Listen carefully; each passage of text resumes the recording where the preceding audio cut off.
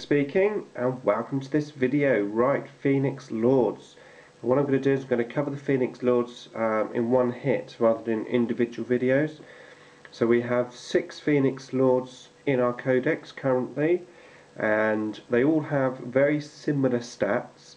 So their weapon skill 7, their ballistic skill 7, their strength does vary depending on the weapon, but toughness 4, 3 wounds, initiative 7. 4 attacks are standard. You can get more with certain weapons. They're all leadership 10 and they all have a 2+ save. They have the fleet special rule, independent character, they're fearless, they're eternal warrior, and they can only join their own aspect unit. So for example, this guy here, Fugan, he can only join fire dragons. He can't join striking scorpions, for example. Doesn't mean that he can't join a unit that's not an aspect warriors. So you could potentially put him guardians, for example, if you wanted to. So that's something just to bear in mind. And just talking about that, don't forget that harlequins are not aspect warriors, although they seem like they are. They're not. So any of your Phoenix Lords can actually join your harlequins. So that's something just to consider. So what are the Phoenix Lords? Well, ultimately they're just uber exarchs, really. I mean, that's what they are at the end of the day.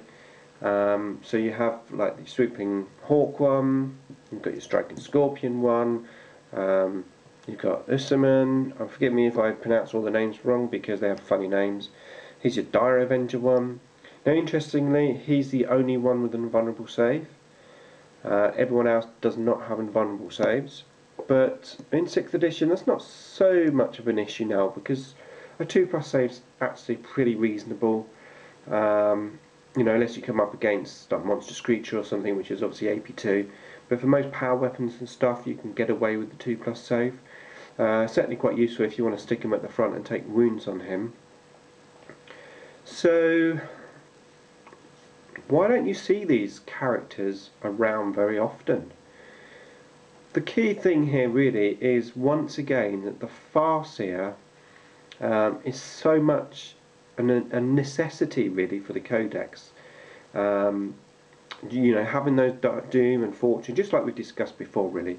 Now, if you're going to invest 200 points in a character, then you've got to have a reason for doing that. I mean, I've done it for fun reasons. I mean, for example, this Jane Sar, whatever this model's called. Oops, that wasn't very good. I've even broken it. Look at that. It's quite top heavy actually, this. But yeah, Jane Sar, she's got that Triskel there. I have to glue that back on. She is excellent if you want to have a good fun game. Pop her in with some Howling Banshees. Pop her in a Wave Serpent. Send her out. And destroy. I mean, it will destroy because she's awesome in assault, but it's a huge investment of points, especially if you really want to make her work, because if you really want to make her work, you want to have a Farseer in there as well. So you want to be able to doom that unit before you go in. You want to be able to fortune up the Howling Banshees. So you're looking at a Farseer, 200 points, you're looking at the Jane Sar, 200 points, you're looking at the Howling Banshees, 200 points, you're looking at a Wave Serpent, 100 points. Wow, how many points are you spending on that unit? It is fun, and I've done it before, it works well. Striking Scorpions, having this guy with the Striking Scorpions flanking, really good fun. Not necessarily the most competitive list building facilities. Now, the 2 Phoenix Lords which are standing out in the current 6th edition are the 2 guys I've got at the front. So, now what is his name? I can never pronounce it. Karandras, Striking Scorpion 1, and Fugan. And the main reason for that is their weapons. So Fugan, with his fire axe, is actually an AB2 melee weapon. AB2, brilliant. And Karandras, again, he's got the Scorpion's Claw, which is the AP2 Power Fist, basically, Strength 8 Power Fist. 2 attacks as well, 2 extra attacks, so he gets 6 attacks, which is pretty awesome. And it's actually a great unit, and I think striking scorpions with him do actually work really well, as long as you're prepared to, you know, play that unit.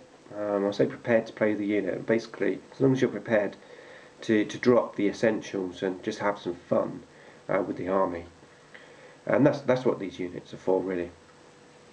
I'm a bit of a fan of Morgan Ra. I use him quite a lot in my Harlequin list, along with that Aldrad.